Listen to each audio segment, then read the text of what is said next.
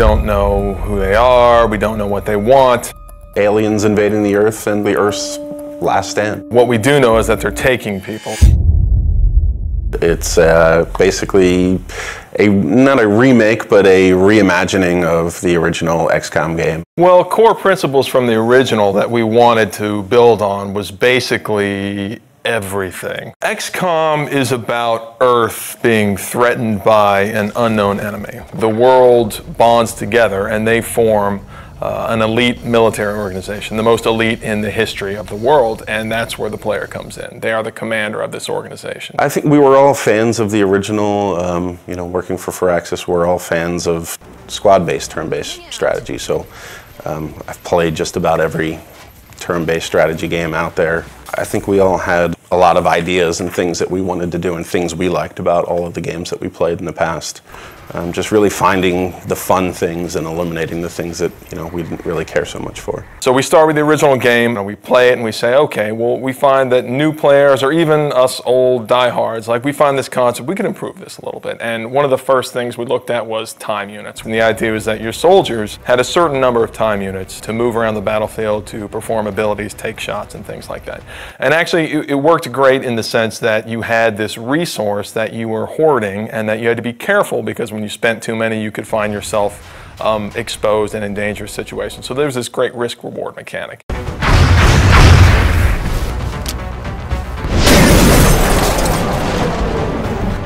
We said, okay, how can we simplify that and sort of free up all that headspace that takes up in the player's head? We sort of turned the time units into a simplified version where the player has a number of moves that they can perform per turn, and they can choose to move, they can choose to move and shoot, they can choose to move really far, and then based on different abilities their soldiers have, maybe they can use those abilities to do different things. But it still has that great risk-reward mechanic. Look, I need to run really far this time, but when you do that, you're always taking the cost that you're not going to be able to shoot, and then you're going to find yourself in a difficult tactical position.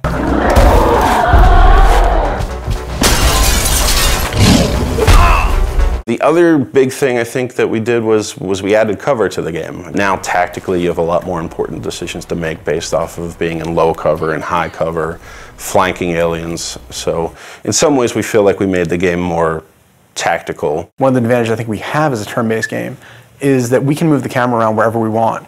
If you're making a game that has real-time response, players get really upset when you take control away from them. Well, we do that every other turn. There's been a very cinematic approach to the game that we're making now that wasn't available then, simply because we can move the camera around and take advantage of the fact that we have a 3D game. We're still leveraging the 3D and the tech that we have available now to make it a much more compelling experience, I think, visually, than they were able to do back then. The glam cam was our way of kind of making a turn-based strategy game sexy. It was a way for us to take the camera and put it in the environment in a way that kind of got you out of the normal gameplay mode, but let you see things a little clearer and a little more up close and feel like you're a little more part of the action.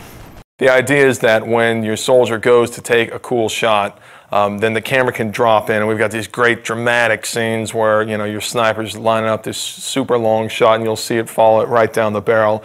And what that does is it allows a little more of an intimate connection between you and your soldiers. And of course it increases the drama of the actual combat. And the glam cam is a great way to do that. That's just one of the ways that we sort of get the camera down there so the player can sort of see combat from their soldier's perspective.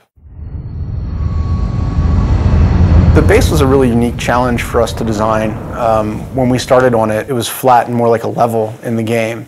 And we really wanted to have base building, but we ran into some really difficult challenges on it being flat and working more like a level. And at a certain point, a couple of my guys had come in and they said, you know what, we keep talking about this as an ant farm. Why don't we make it like an ant farm? It is very much, you know, the G.I. Joe base that the kid down the street had that you didn't have, that you got to play with every once in a while if you went to his house. So when we made it, that was one of the things I think really stands out. I think it's a really unique feature to the game. It allows us a lot of flexibility for optimization and for the player to be able to build and expand. And it's a really different, I haven't seen represented that way really ever. And on top of that, they're actually expanding the structure, customizing the facilities that they're adding to their base. We want them to be able to see their soldiers interacting and their scientists, and so I think it's this really neat moment where you get into the game and you have this physical structure that you've customized and you've made the decisions about what you want to focus on, and then you can see your soldiers that you've leveled up and you've grown attached to, you can see them interacting, and it's something that I think we're really proud of, we're really excited for people to see.